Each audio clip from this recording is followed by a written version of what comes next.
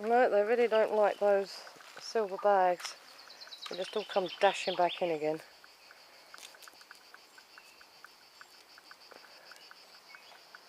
Oh, that's a bit much if they won't go out either because of the silver bags. Or is it the heat? I doubt it's the heat, because I know they've got shade down there. Old tail's just come charging back in, and so did Broken Shoulder with all the babies. So, we'll just see what happens. Well, thankfully they're all present and correct tonight. Full of life, very pleased to have been out again. And Broken Shoulder actually allowed, thank you boys, no tail to eat with her, so all is calm and peaceful. I got them in earlier tonight than I did yesterday, and I have been doing. Wanted to make sure that I got them in while the heat was still raging outside before it started to cool off, in case the predators decided that they would come out and play too while it was cooler. So I'll never know what it was that took the 20th one, but I can speculate all I like. Ground predator, aerial predator, whatever, but I'll never know. Unless, of course, there's a situation where I'm outside at the right time and the situation happens again, and I see for myself what it might have been that was taking its luck and trying to grab one of the babies. And of course, if I'm there, not only will I witness what it was or might have been, but I'll also be there to stop it happening again. And then perhaps I'll know how to counteract any further attack by it or problems that it might be wanting to cause for me, but chances of that happening are unlikely. Old Rudy and Prin out together for the first time.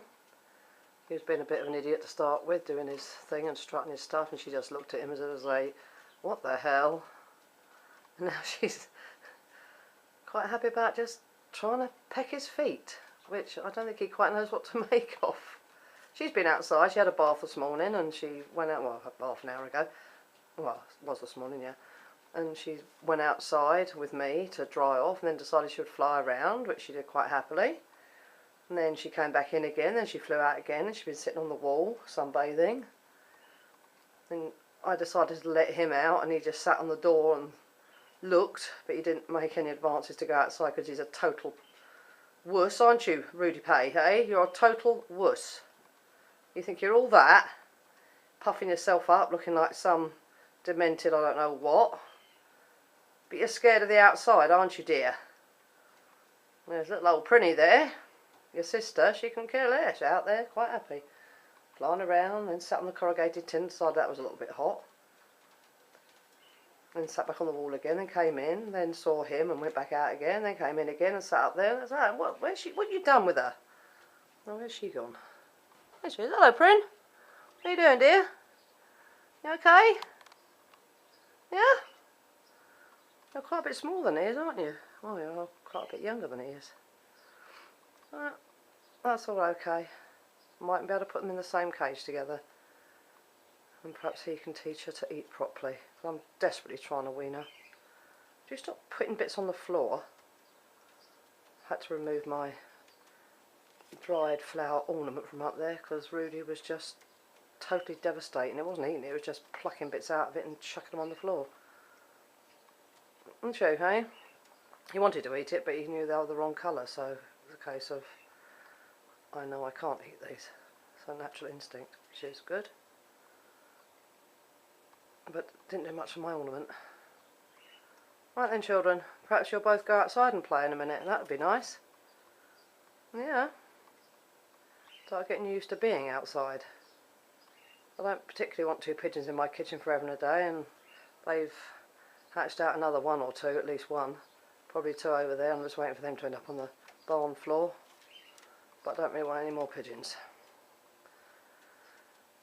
So if they land on the floor and die, then that's that. If they're still alive, I'll have to bring them in. and bring them up, which isn't a right pain, but there we are. Well, these two are getting on quite well. That's good. I'm pleased about that. That's good. Unfortunately, poor little Ruby didn't have the opportunity to get to know Rudy very well through the bars, because she was only in that cage there next to her brother for a day, and then she got scared and flew out the kitchen window and never came back. Well, she went into the barn, but she wouldn't come down to me so I could get her back in. She stayed up on the rafters of the barn, and then the next morning she was gone. But then so was her dad, so I can only assume that perhaps her dad took her off and showed her where the best food was and where to drink from and what have you, and then left her there. I don't know. Because I think he was back after about 3 days. He had gone for about 3 days, so I can only assume that was the case. But that was a shame. But she's had nearly 2 weeks to get used to brother through the bars, and he's had the same, obviously, time to get used to her. So he's trying to be amorous, but she's far too young for that sort of lark, and I don't want that happening anyway. It's incest. It's not done, Rudy. Not that you know that it's your sister, but actually he really does belittle her, you know. Well, not belittle her, but make her look very small. They don't look too different in size in the cages, but together like that, it's made now much bigger than her he is. But she is still, I suppose, a bit of a baby, to a degree. Though she's not weaned yet. She is eating bits and pieces, but she's not weaned. So, we'll see how they get on, and maybe I'll put them in the cage together. In his cage. That would be good. That would be really good if I could do that. Right. So it matters not what the breed of life, whether it be animal, human, bird, probably fish, etc. It's the women that rule, okay. She came in, went out, came in, went out, came in, went out. Did that about 8 times. The last time she came in, she jumped on Rudy's back. He was sitting on the door in here. She pushed him off the door. She flew out the door. He flew round the kitchen about 3 times and then decided he had to follow, which he did. So they flew round the garden, and now they're both sunning themselves on there.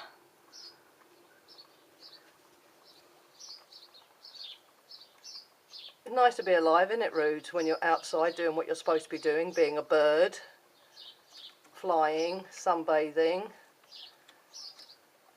You know, that's what it's all about.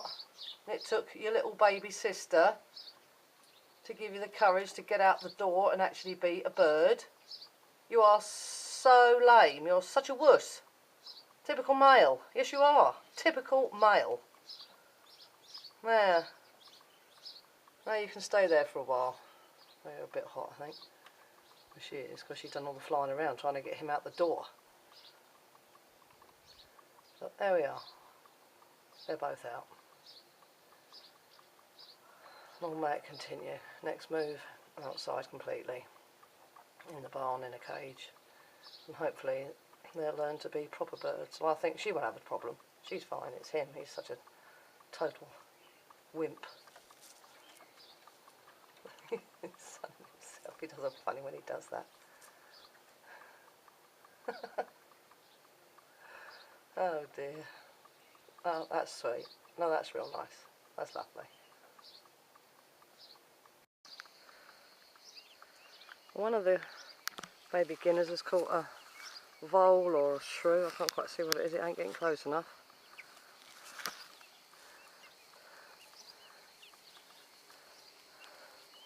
It's been rushing around with it for the last 3-4 minutes.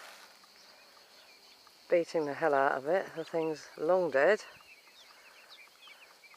And the others sort of half-heartedly chased it. It went in amongst the rest of them, sort of rushed round with its feathers all fluffed up, trying to encourage somebody else to take it from it. I assume to break it down into smaller pieces, you know, get hold and pull back type thing. It's doing it again. It's got its feathers fluffed up and it's trying to encourage somebody else to come and take it from it, and well, not take it from it, but to pull it to bits basically. But nobody is taking him or her up on the offer. It just appeared from out of there with it. So the poor little creature, is it gone now? No, it's amongst the rushes there having a fit. Poor little thing minding its own business, doing its own thing.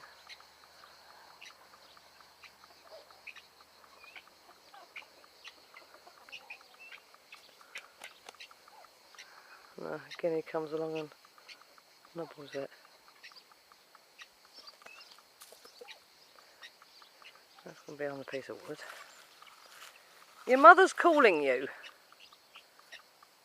But yeah, I'm busy discombobulating an innocent little rodent. I'm surprised the mum didn't get hold of it actually. I'm surprised Maud didn't get hold of it and have a go. Doesn't know what it wants to do. I don't know where it's gone now. It's panicking because it's been left behind.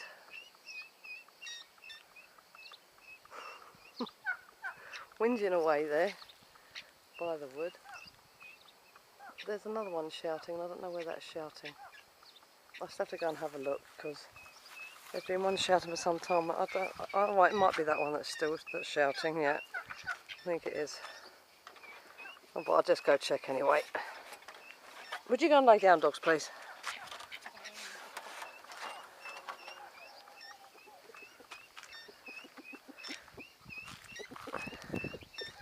Yeah, it is that one shouting. Yeah, it's having an absolute panic. It doesn't know what on earth to do with whatever that is. It's a vole, I think. Jesus. Let's see what Mum does. If anything, that's going to run back this way.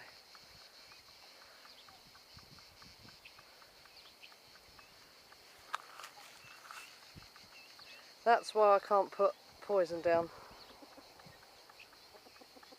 Well, I have to put the traps in the stables because you get one that eats the poison that's a bit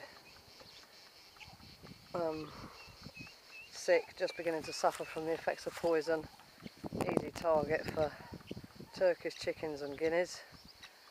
And of course they then ingest him and get secondary poisoning.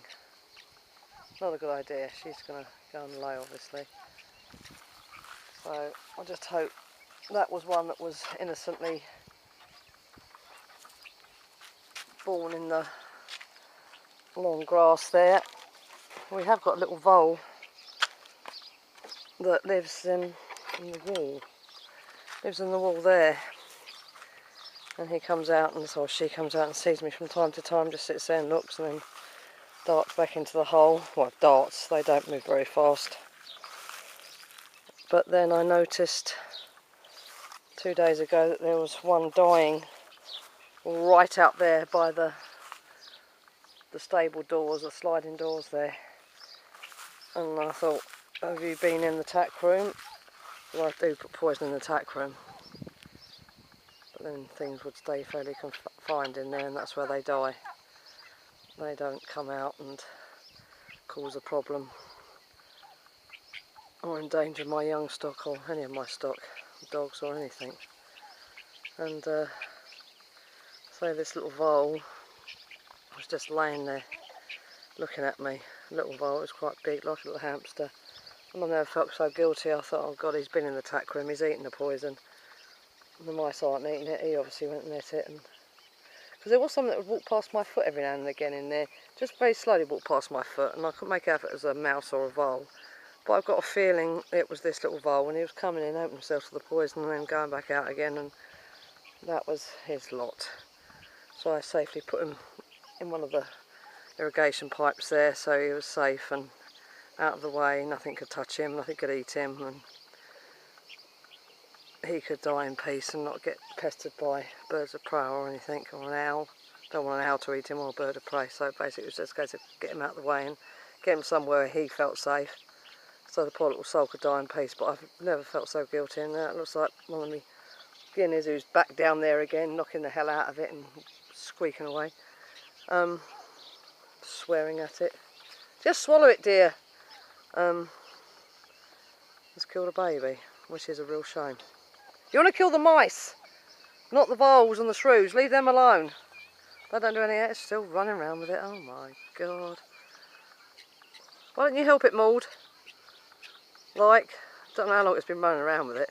I've been hearing one whinging and carrying on like that and swearing for about half an hour, so it might be running around with it for about half an hour for all I know. I don't know why the others aren't grabbing hold of it. They generally would. I say being with turkeys seem to work wonders with guinea fowls. They're not half so hysterical, not half so neurotic. They don't fly over the fence or fly in your face just because you look at them with absolute, absolute fear and horror and terror. They positively get under my feet and I almost tread on them. And I have to sort of tell them to get out of the way and shoo them. So it certainly does work having guinea fowl with turkeys. It certainly keeps them very calm, and they're a different breed, this lot, to the rest of the guineas. It's taken them 3 years to get used to my presence without screaming, shouting and swearing and warning everybody that there's a predator about, i.e. me. But this lot aren't bothered at all. Yeah, it's still knocking the hell out of it. Has it got to a swallow? No, it hasn't got it to a swallowable size yet. Oh, well, I'll just leave it knocking the hell out of it. It might be all day doing that. Who knows?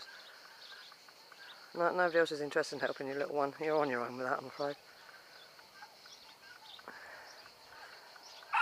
I just hope it isn't one that's whose mother's been in the tack room helping herself to the poison and coming out and come back and feed them, and then of course that would affect the babies through the milk, and then they would gradually die themselves.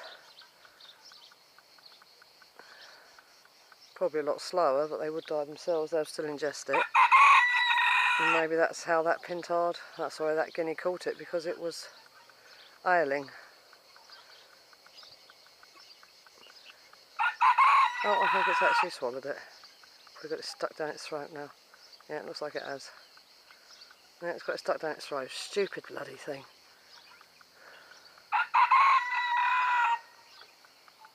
Well, now its brothers and sisters are going to help it out by taking bits of it out of its mouth. I'll keep an eye on that one. Not that I recognise it. Only when it starts to look sick or starts to choke, then I'll recognise it. But of course, if its mother had been over there to eat the poison, help itself to that, and come back to feed the babies, that's why that one was maybe out and vulnerable, and that's how that guinea caught it, because it was ailing. Hope not, because that means the guinea will die. Oh well, if I end up with a dead one, I'll know, won't I? I'll take the poison out of the tack room. Don't want to kill voles and shrews anyway. It's only the mice I want to kill. But they're not going in the traps anymore. They're avoiding the traps. They're taking the food out of the traps and running before they go off. All my traps have gone off. All the food's gone missing. But I've only killed 7 mice. And they've been going off every single night. And every morning they're all off. All the food's gone. Not a mouse to be seen in any of them though, so I give up. You get on with it then, Maud. Don't stay there too long, you get too hot, you cook. Makes me laugh under her rushes. Then her babies get in the front there, all in there with her, and some of them float around and do their own thing, and she's all the time checking to see where they are, bless her. And she always puts the egg in exactly the same place, right over the far corner there. She's getting it all prepared nicely. Right, leave her in peace, it's getting too hot out here for me, I can't take it.